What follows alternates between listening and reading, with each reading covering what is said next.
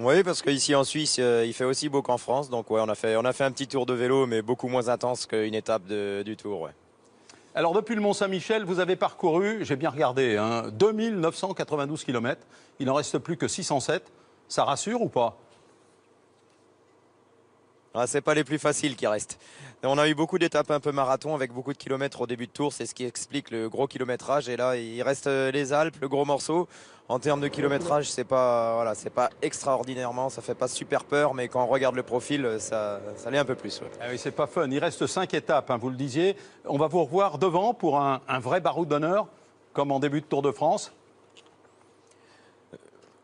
Ouais, j'aimerais bien, c'est sûr. Après, voilà, c'est les organismes, dont le mien, sont fatigués, mais c'est pareil pour tous les coureurs.